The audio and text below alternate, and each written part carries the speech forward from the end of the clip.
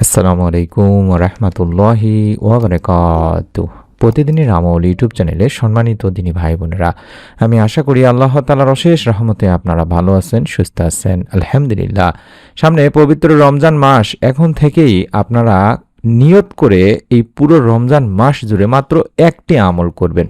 যারা নেক সন্তান চান, রব্বুল আলামিন ইনশাআল্লাহ এই রমজানের মধ্যেই আপনাকে নেক সন্তান লাভের সুখবর দেবেন। আমি মন থেকে আপনাদের কাছে একটা কথা বলে ভিডিওটি শুরু করতে চাই। আপনি যদি নিয়ত করে এই রমজান মাসে আমলটি করতে পারেন, পুরা প্রসেস আমি বলে দিব কিভাবে কি নিয়মে আমলটি করলে রব্বুল আলামিন আপনাকে ইনশাআল্লাহ নিরাশ করবেন না, তার বিস্তারিত আপনি এই ভিডিওটিতে জানতে পারবেন। তাই অনুরোধ করছি দিনী ভাই বোনেরা, ভিডিওটি একদম শুরু থেকে শেষ পর্যন্ত দেখুন। হয়তো এই রমজানই আপনার জীবনের মোড় ঘুরিয়ে দেবে ইনশাআল্লাহ। আপনি কি অনেক দিন ধরে সন্তানের জন্য অপেক্ষা করছেন? ডাক্তার দেখিয়েছেন, চিকিৎসাও করেছেন, কিন্তু এখনও আপনার ঘর নিঃসন্তান? তবে এই রমজান মাসে বা এই রমজান মাস এসেছে, এই মাসে দোয়া কবুলের মাসে আজ আমি আপনাকে এমন একটি কোরআনের দোয়া শিখাবো, যা পড়ে আল্লাহ তাআলার নবী হজরত জাকারিয়া আলাইহিসসালাম, হজরত ইব্রাহিম আলাইহিসসালামকে আল্লাহ তাআলা বৃদ্ধ বয়সেও সন্তান লাভ করেছিলেন। তাই আমি অনুরোধ করছি, আবারও বলছি, এই নিয়ম মেনে আমলটি করবেন। রমজান হলো বরকতের মাস একটি দিনে ভাই বোনেরা। এই মাসে শয়তান বন্দী থাকে, জান্নাতের দরজাগুলো খুলে দেওয়া হয় এবং জাহান্নামের দরজাগুলো বন্ধ করে দেওয়া হয়। আল্লাহ রাসূল সাল্লাল্লাহু আলাইহি ওয়াসাল্লাম বলেছেন, রোজাদারের জন্য দুটি আনন্দ, একটি ইফতারের সময়, আরেকটি হলো আল্লাহ রাব্বুল আলামিনের সাথে সাক্ষাতের সময়। এটি বুখারী শরীফের সহিহ হাদিস। অর্থাৎ রমজানে বিশেষ করে তিনটি সময় আমরা দোয়া করব, বেশি বেশি করে আল্লাহ তাআলার কাছে দোয়া করব। এক, ইফতারের আগ মুহূর্তে, ইফতার সামনে নিয়ে অন্তত 10-15 মিনিট আগে, বিশেষ করে মা ও বোনেরা, ইফতারের সময় হয়ে গেছে, এদিকে রান্না বাড়া বা আপনি ইফতার প্রস্তুতি নিয়ে ব্যস্ত, এটা করবেন না। এটা মনে রাখবেন, সর্বপ্রথম কাজ এটা। আপনারা অন্তত 10-15 মিনিট আগে থেকে, ইফতারের আগে শুধুমাত্র এই আমলটি প্রতিদিন ইফতারের সময় করার চেষ্টা করবেন। আপনি যদি কোনো কারণে রোজা না রাখতে পারেন, হায়েজ বা নিফাসের কারণে, তারপরেও কিন্তু আপনি দোয়া দরুদ পড়তে পারবেন, ইফতার করতে পারবেন। তাই অবশ্যই প্রত্যেক রমজানে ইফতার আগ মুহূর্তে এই সময়টিতে আপনারা আমলটি করবেন। 2, তাহাজ্জুদের সময়, যখন সাহারির জন্য রান্না করতে উঠবেন, অন্তত 15-20 মিনিট আগে উঠবেন। সবাই ঘুমায় থাকলে আপনি চাইলে, আমার মা বোনেরা যেটা করেন, যে ভাত উঠায় দেওয়ার পরে, সেটা রাইস কুকারে হোক বা গ্যাসের চুলায় হোক বা যেখানেই হোক, তার এই সময়টুকুতে তারা ইবাদত করতে থাকেন এবং এদিকে ভাতও হয়ে যায়।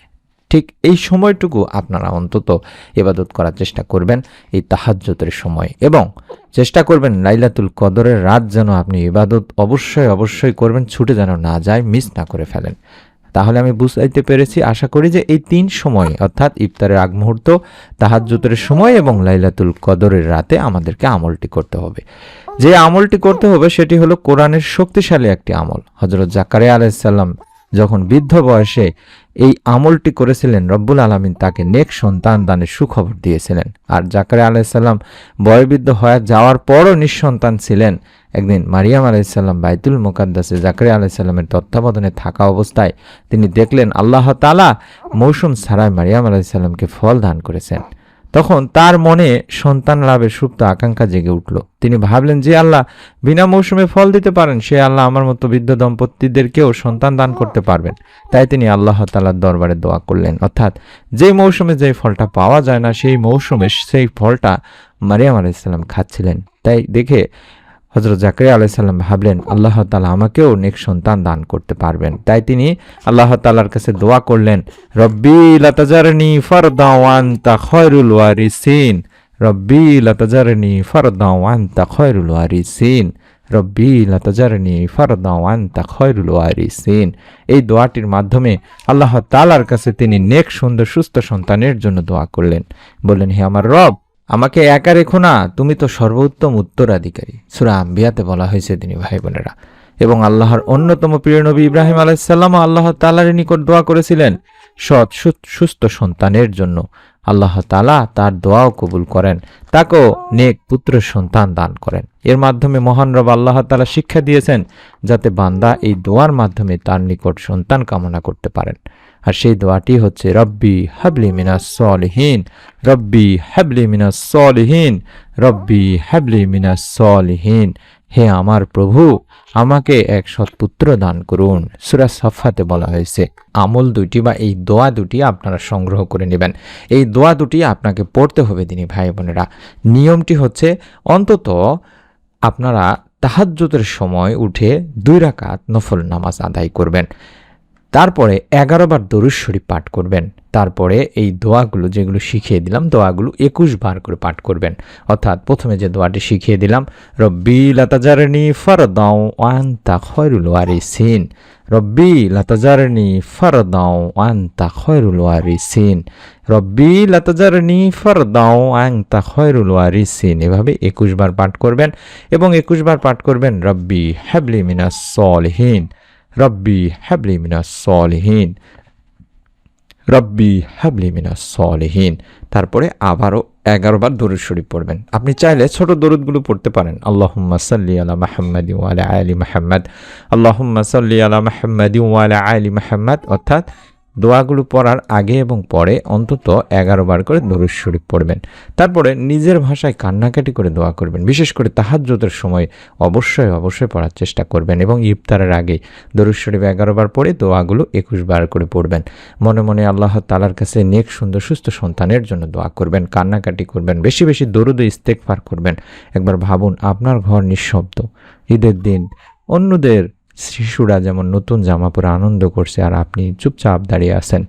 আল্লাহ আপনার চোখের পানি দেখেন, তিনি আপনার বুকের কষ্ট জানেন। আল্লাহ বলেন, তোমরা আমাকে ডাকো, আমি সাড়া দেব। সূরা গাফিরে বলা হচ্ছে।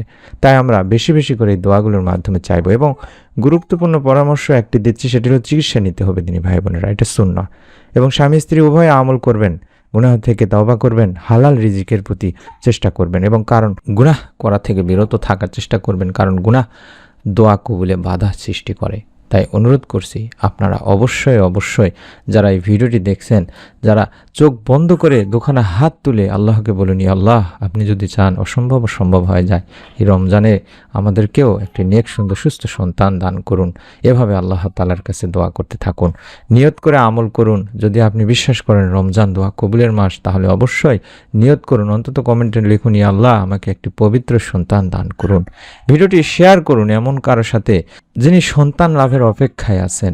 আর ইসলামিক ভিডিও পেতে চ্যানেলটি সাবস্ক্রাইব করে বেল বাটনটি অন করে রাখুন। নতুন আমলের ভিডিও পাওয়ার জন্য অবশ্যই আমাদের চ্যানেলটির সাথেই থাকুন। সকলে ভালো থাকুন, সুস্থ থাকুন। নতুন ভিডিও দেখার আমন্ত্রণ জানাচ্ছি। আসসালামু আলাইকুম ওয়া রাহমাতুল্লাহি ওয়া বারাকাতুহু।